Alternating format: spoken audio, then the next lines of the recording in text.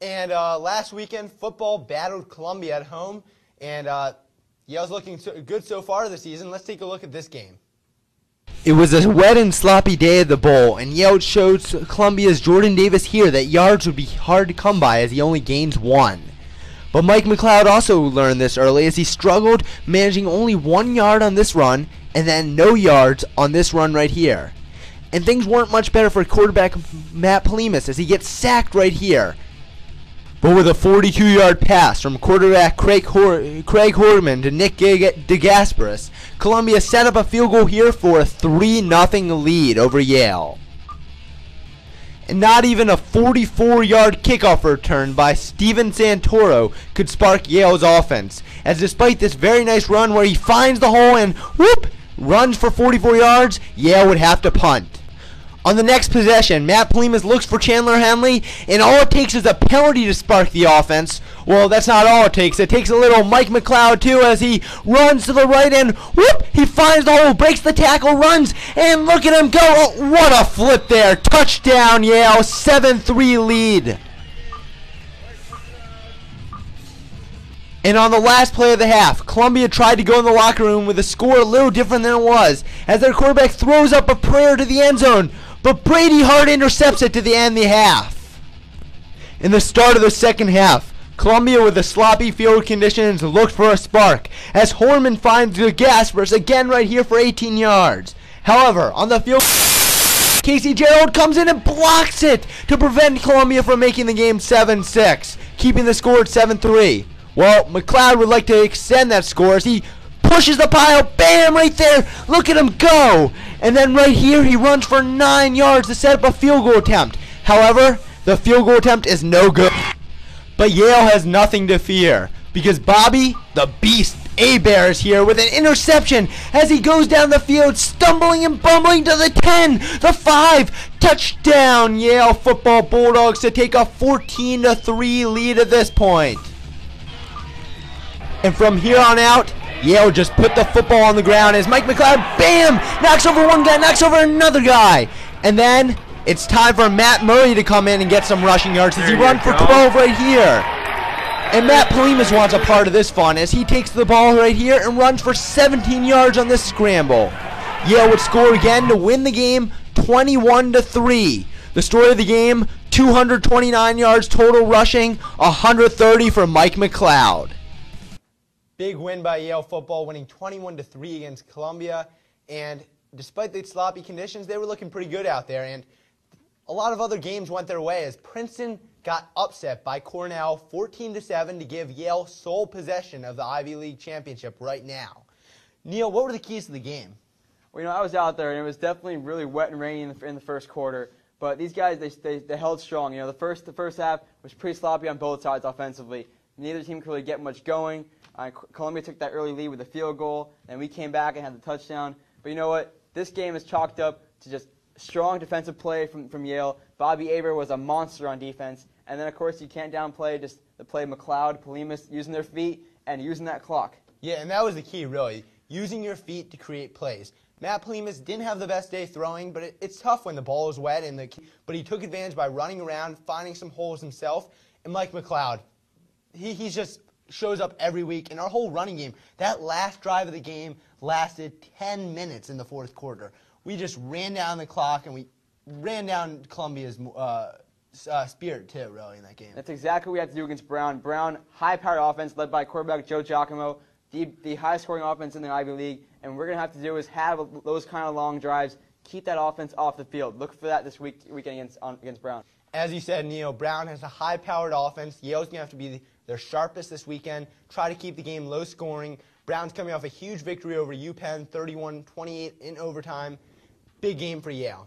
Moving to women's golf, they competed at the Ross Resorts Invitational this past weekend, and they finished 4th overall, 3rd among Ivy teams.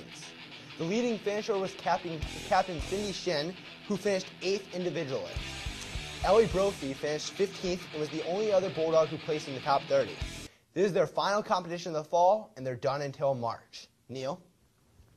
Well, while you may have thought the men's ice hockey team had an amazing weekend, the women's ice hockey team was also playing in their first full weekend of competition, regular season competition this year.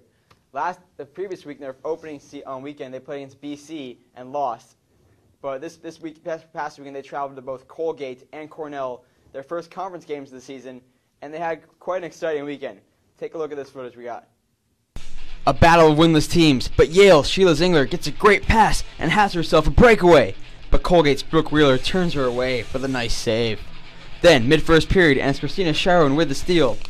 And then, she uses her cat-like vision and makes the precision pass to Anne-Renee Guillemette in front, who doesn't miss from there, as the Eli's take the 1-0 lead on the junior Guillemotte's goal.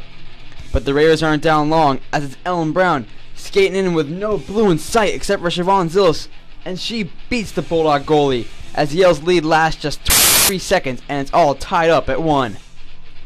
Second period now, and it's captain Kristen Savard on the break all alone, but shoots this one right into Wheeler's pad and fails to capitalize on the good chance. Late in the second frame and still tied when Colgate's Katie Stewart makes it look easy, splitting the Yale defense and then sliding one in past Zillis, and the Raiders head in the second intermission up by 1 goal. Third period, and Stewart again, but Zillis, Lord of the Leather, with just an amazing glove save. Take another look at this one. Sarah Love, a distant memory, with Zillis making saves like that. Yale on the offensive now, and it's Jenna Spring beating the D, but Wheeler is there to snag it away and keep the 2-1 Colgate lead. But then Yale with a big turnover, and it's a breakaway for Ellen Brown, but Zillis doing her best impression of a brick wall and denies her, keeping the Eli's alive. Minutes later though, and Colgate continuing the pressure. Zillis will make the initial save, but then Katie Stewart knocks it in to light the lamp. Her second of the game puts the Bulldogs down by 2 with just 10 minutes left to play in regulation. 5 minutes left and Yale on the power play when Zingler puts a shot on net that's blocked, but sophomore Kristen Stupe with the second effort for the goal, and Yale back in the game. A minute later, off the face-off, first shot will be blocked, but then Jenna Spring sends us to OT as Yale scores twice in less than 2 minutes to tie it up at 3-all. In OT, under 4 minutes in, and Colgate senior Carly McNaughton comes up with the rebound here and the putback.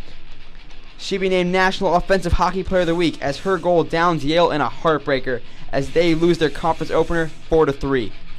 In the loss, Zillis had an impressive outing, turning away 28 Colgate shots, many of which were very close. Meanwhile, Jenna Spring scored her second of the year, while freshman Denise Sosillo earned her second assist of the year. The Eli's took a trip to Ithaca on Saturday and are hoping to get their first conference win of the year against Cornell. At Cornell, the ladies won big 4-1, getting 3 points from former Olympian Helen Resort and 26 saves from Zillis between the pipes. Despite racking up 8 penalties at Cornell's line of rink, the Eli's held the Big Red to just 1 for 7 on power play opportunities as they left Ithaca with their first ECAC win of the season and their first regular season win. The women's hockey team will have its conference home opener this weekend on Saturday when they face off against Quinnipiac before facing off against number 8 team in the country, Princeton, on Sunday. Make sure to go out and support the team. But also this past weekend, besides all the big sports we had going, it was the biggest weekend of the fall for the men's and women's cross-country teams. They both traveled to New York to compete in the Ivy Heptagonal Championships. The men finished 4th overall, with their top finisher, sophomore Jake Gallagher, coming back from injury last season to place 10th place individually and earn second-team All-Ivy status. Other top finishers included Mirat Kayali, who placed 15th, and captain David Napper placed 31st. On the women's side, they finished 4th overall, and our junior star, Lindsay Donaldson, who finished 2nd last year, improved to finish 1st this year and was named first-team All-Ivy. Other top finishers included Ashley Campbell, who placed 17th, Allison Rinderly in 19th, and captain Katie McKinstry, who placed 21st. Both teams will continue competing on the weekend of November 11th when they travel back to New York to the same track to compete in the NCAA Northeast Regional.